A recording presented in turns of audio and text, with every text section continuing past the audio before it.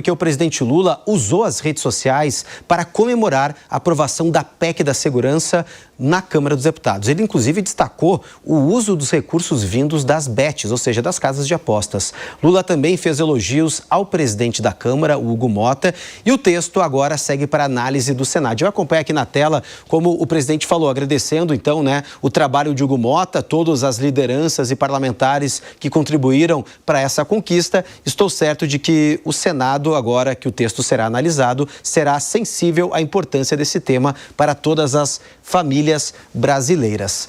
Bom, vamos repercutir então, porque o Fábio Piperno, eu quero te ouvir, inclusive, em relação à pauta da segurança pública. É uma pauta que será muito discutida ao longo desse ano de eleições, é inclusive um dos itens prioritários nos palanques. E o presidente Lula, até mesmo pela mensagem que ele deu, pelo tom que ele adotou, ele tentou trazer para si a PEC da Segurança. Houve uma discussão muito grande em relação também ao PL antifacção, onde houve aquela discussão, aquela guerra de narrativas, a briga pela paternidade. Bom, que proposta foi aprovada? A que o governo elaborou ou foi que o próprio relator acabou modificando, o Guilherme Derrite? Bom, então cada um tentou levar para sua narrativa. A PEC da Segurança talvez tenha o mesmo caminho, porque ela foi desde abril do ano passado, quando chegou na Câmara, na figura do relator Mendonça Filho, foi sofrendo modificações, foi aí ficando mais para o lado do governo, depois da oposição, itens foram retirados, outros foram aí colocados e, de certa forma, atendeu às demandas tanto do governo como também da oposição.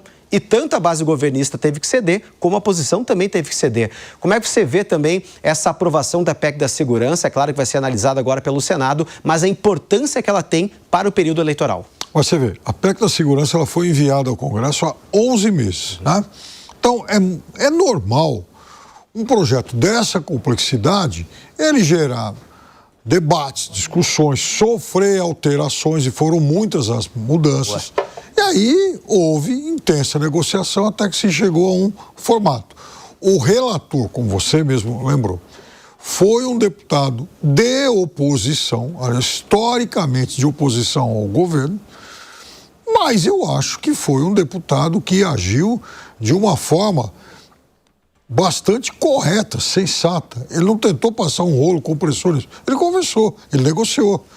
Aliás, um deputado que o nosso Zé Maria conhece muito bem. Aliás, foi ministro da Educação do presidente Temer, inclusive.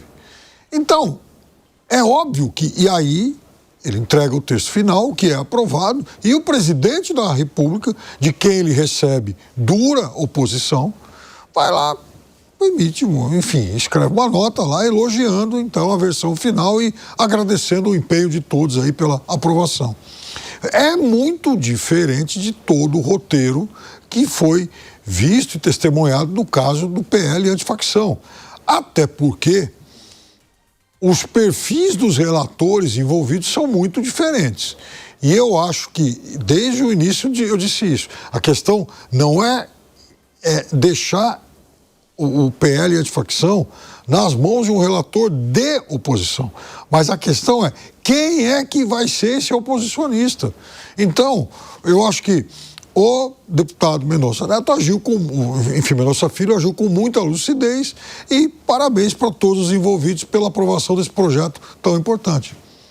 Ô, Gani, eu quero te ouvir também, porque essa proposta, claro, como o próprio Piperno falou, foi muito discutida, foi modificada ao longo desses 11 meses, mas uma proposta que estava, querendo ou não, sendo travada, ou pelo menos estava tendo um entrave, que era a discussão da redução da maioridade penal. Devido à discussão, às conversas, o próprio presidente Hugo Motta conseguiu uma negociação com as lideranças para que esse trecho, que é um pouco mais polêmico, um pouco mais sensível e que demanda de um debate um pouco mais aprofundado, ficasse para ser discutido depois das eleições. Você acredita também que a PEC foi aprovada devido à retirada desse trecho e justamente a discussão envolvendo a redução da maioridade penal poderia contaminar esse debate? Olha só, eu vejo que a discussão da maioridade penal é um debate extremamente necessário, já deveria ter sido feito há muito tempo. É claro que tirar isso fica muito mais fácil a aprovação. Agora, a redução da maioridade penal é extremamente importante porque passa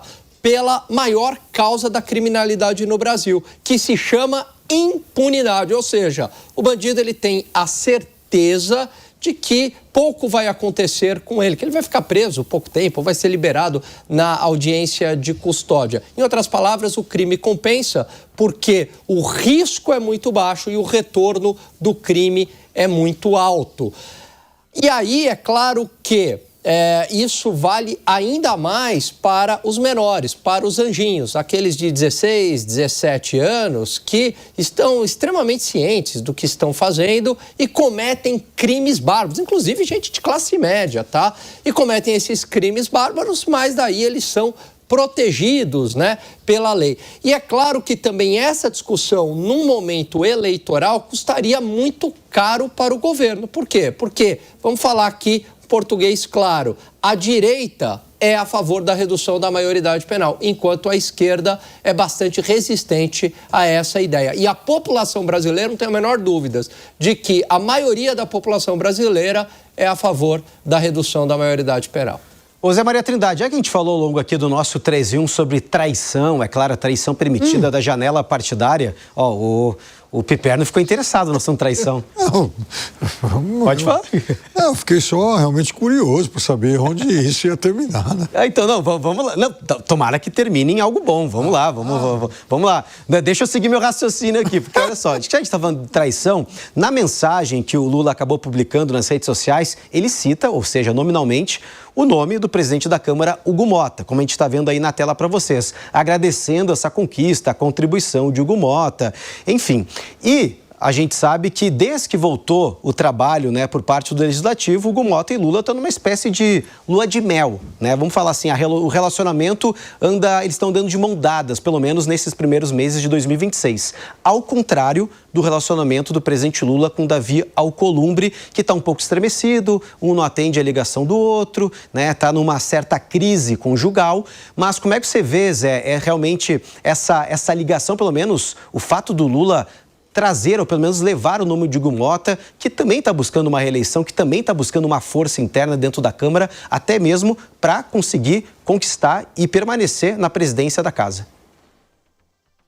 Eu acho traição um termo forte, infidelidade. Infidelidade, boa. Temos eufemismos, né? A infidelidade é melhor do que a traição.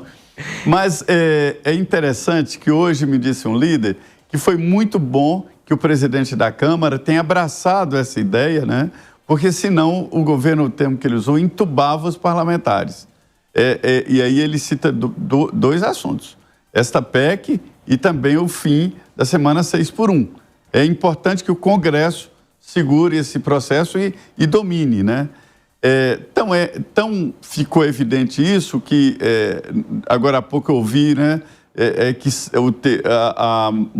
a redução da maioridade saiu, ela não estava no texto, ela nunca esteve no texto. O relator queria incluir e aí acabou não incluindo porque ia ser rejeitado. E aí pediram, pelo amor de Deus, esquerda e direita, para ele tirar aquilo, porque é um debate em ano eleitoral muito complexo. Porque você perde voto dos dois lados, né? Perde voto de quem defende e perde voto de quem não defende. Então, os deputados em bola dividida em ano eleitoral é complicadíssimo. Já é, durante todo o mandato, em ano eleitoral, muito mais. Então, os líderes pediram, eu até antecipei que isso seria retirado, porque eu sabia que o Hugo Mota ia pedir a Mendonça Filho, e ele colocou exatamente para provocar o debate e conseguiu. Ele conseguiu reativar esse debate sobre o fim da maioridade penal. E ele colocou de uma maneira muito boa, muito própria, porque disse ser uma cláusula pétrea, né? É uma cláusula que não pode ser modificada por ser direito individual do menor. Mas aí ele colocou um plebiscito. Um plebiscito, ele oficializa uma maioria do povo, é como se fosse uma mini constituinte naquele artigo, né?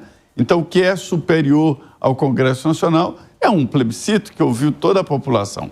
Então, depois de ouvir toda a população, seria impossível o Supremo considerar inconstitucional a mudança e que passou por uma aprovação popular.